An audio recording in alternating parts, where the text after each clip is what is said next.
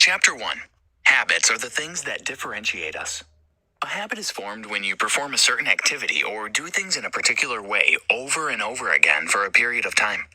By definition, habits are neutral and we need them because they make life easier. Habits require little to no effort to execute once they have been cemented in our brains. And that can be a good or bad thing depending on the kind of habit formed. Habits are either empowering or disempowering. Running late to meetings, for example, is a habit, but obviously not an empowering one since it can get you fired. But the opposite of that, always going to meetings early, will serve you a great deal. Your habits can either help you succeed or contribute to your failure. The difference between super successful people and those struggling to make headway in life lies in their habits. A successful person has a habit that's making him successful. Likewise, an unsuccessful person is doing something that's contributing to his failure. Take the late coming habit, for example. A person used to going to places late wouldn't know why he's always late to work. And if he's working in a strict organization, that habit can cost him his job when it's flagged as time theft. If you want to succeed in an area of life, there are key habits you must develop. These key habits are timeless, and they work for anyone who implements them.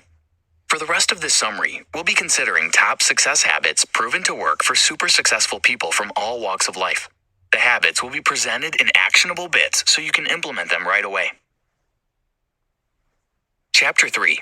Vision brings meaning to your actions. Let's begin this chapter by asking us. Chapter 2. Do your best while you can. A career is long-term, takes time to build, and most of your adult life will be spent pursuing it. So it's certainly worth talking about. Most people start out working under someone else, while very few venture into a vocation without really working under anybody. Whatever path you're on, the only thing certain to guarantee speedy progress is growth. When you're intentional about growth, you'll gather knowledge and experience quickly, and these will propel you to great heights. For an employee, a growth mindset means taking the business as your own, doing your best, and exceeding expectations. People tend to consider these things as foolish. They believe it makes you a yes man for your boss. But what they fail to see is that imbibing a growth mindset isn't as much about what your employer or organization would gain from it as it is about you growing fast. Successful people, whether they're working for somebody else or working for themselves, do whatever they do to the best of their ability, as if the boss is watching them every minute of every day. Dean Graziosi. Try it and see. Rather than set goals to just meet expectations, decide to go the extra mile. For example, if you're a sales rep, don't just work with your current level of knowledge, experience, and exposure. Go out of your way to learn more about being an amazing sales rep. Yes, your organization would benefit from it, but you're also developing yourself, so much so that if you leave the organization, you'd still remain a valuable person. A sales rep who is intentional about growth would advance faster than one who just does what is expected of him. Whether you're an employee or business owner, decide today to make growth a priority. Pause this chapter now to draft out a career growth plan for yourself. Include career-enhancing activities you do daily, weekly, or monthly. This could be anything from following a career mentor online to attending niche seminars. Chapter 3. Vision brings meaning to your actions. Let's begin this chapter by asking a serious question. Why do you wake up every day? In other words, what is it that motivates you to get up in the morning? Unfortunately, for far too many people, their motivation is their bills. A lot of us get all set for work early in the morning and return late, all just for the bills. There's nothing else driving us. No higher purpose, no vision, nothing. And that's why it's easy to get distracted in the day. It also explains why our lives seem to end after the day's work is over, why we keep negative friends, why we indulge in destructive habits, and so on. Without a vision for your life, the likelihood of living a wasted life is very high. Success is all about meeting set targets, and that means if you have no target you're pursuing, then you can't succeed. It's just like getting into your car with no destination in mind. You'd waste gas without getting anywhere or accomplish anything. The man without a purpose is like a ship without a rudder. Waif, a nothing, a no man. Have a purpose in life, and having it, throw such strength of mind and muscle into your work as God has given you. Thomas Carlyle. Understand that your time and energy are very limited resources, hence the need to maximize them. Pause for a moment to think about your life and the things you'd like to accomplish. Find a nice piece of paper, write an area of your life, say relationship or money. Then below it, write down the things you want to see in that area. For example, if you write romantic relationships, under it, create a vision that appeals to you. Do you want a mutually satisfying relationship with your significant other? Do you want to go on vacations more often? Do you want to have kids? What kind of family would you like to raise? Write them all down as they come to you. Do the same exercise for every other area of life. It may take hours or days to complete, but don't stop until you're done.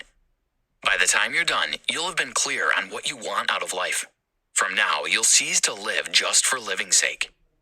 For every moment of the day, you'd know the reason for doing what you do. You'd become less distracted, more focused, and less likely to make mistakes your future self would regret. Chapter 4. Understand the why behind your actions. Life is tough. No matter how smart, careful, or meticulous a person is, they are bound to make mistakes at some points. Things will sometimes not go their way, and circumstances can tempt them to give up. All these are the inevitables of life. What keeps a person going in the face of challenge is not smartness, not even mental toughness, but a strong why. When you have a strong emotional reason for doing what you do, it becomes difficult for you to let go. Consider a young lawyer seeking justice for her father's murder. She would go any length to find justice and would stop at nothing until the perpetrators are brought to book. She'd face challenges and legal battles along the way, tempting her to give up, and what would keep her going will be the strong emotional connection she has attached to getting justice for her father. Imagine if you have a strong why that keeps you pursuing your life goals no matter the hurdles you face. It's possible, and in this chapter you'll learn how. We'd use the 7 levels to deep exercise to accomplish this. Pick a piece of paper or use your mobile device to write down anything you want in life. Then, below it, write down why you want it. For example, you may want financial freedom because you've been broke before and you don't want to return to that kind of life. Next, ask yourself the why behind the first why. Structure it this way. I want financial freedom because I don't want to go broke again. But why don't I want to be broke? Think about it and answer the question. Let's assume you don't want to be broke again because you were broke as a kid and it forced you to take on jobs you didn't like, just to pay the bills. Up next, ask the third why. No, always repeat the want, followed by all the whys you've discovered before asking the next why. Do this until you've asked yourself 7 times. Make sure it's 7, not 5, not 8, 7.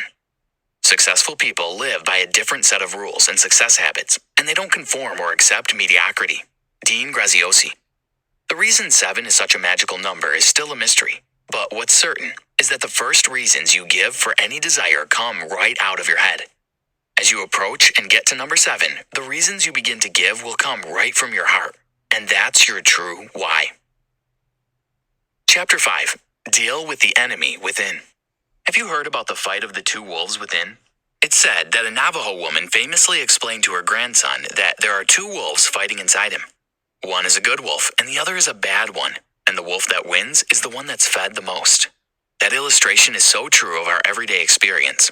There's a hero in you as much as there's a villain in there, but the one you concentrate most on is the one that wins. In this chapter, we'll share 2 keys you can use to keep the villain at bay. Ready? Don't let the news dictate your emotions. These days, we're bombarded left, right, and center by negative news. The media has found that spreading negativity is what brings in the biggest bucks, so they focus more on it. From social media to the papers to television and radio, the media is filled with stories of kidnaps, killings, economic downturns, and so on. When you focus on these, your mind gets filled with so much negativity, it becomes difficult to think creatively. As counterintuitive as it may sound, you need to reduce your news consumption. And don't hesitate to take a news break if you realize that you've consumed too much negative stuff. Focus on your strengths. All through life, well-meaning people have taught us to work on our weaknesses. But how far has that advice taken us? For most people, the advice to work on weaknesses has only resulted in frustration. The truth is, you'll never be good at everything. There are things in life that you'll suck at, and that's not a bad thing. You may not be a good planner, but who cares? You can always hire someone to help out. You may be a coach, but writing and editing doesn't come easy for you. So what? Get your ideas out anyhow and get a professional editor to fine-tune your work. Work on your moral weaknesses, but when it comes to certain activities that you've tried and just can't be good at, get someone to do it for you. Focusing on your weaknesses and failing will feed the villain in you, which in turn waters down your confidence. Don't let it happen. Did you know Time magazine covers were roughly 90% more positive in tone and content in the 1950s until they realized positive content wasn't selling and decided to major on negative stories in their covers. Guess what? Their readership and profits went up the roof, and that's why news outlets still don't joke with negative content. Chapter 6. Create a positive story for yourself. We talk to ourselves more than we communicate with any other person, including our spouses. Hence, it's important that we take self-talk seriously. Your self-talk is a sum total of the story you've been telling yourself over time and have come to believe. For instance, if you tried giving a presentation and failed at it, you may tell yourself, "I'm no good at this stuff," and that's a negative self-talk. But what you just told yourself is a part of a bigger story you've come to believe about yourself. To change your self-talk, you must change the underlying story.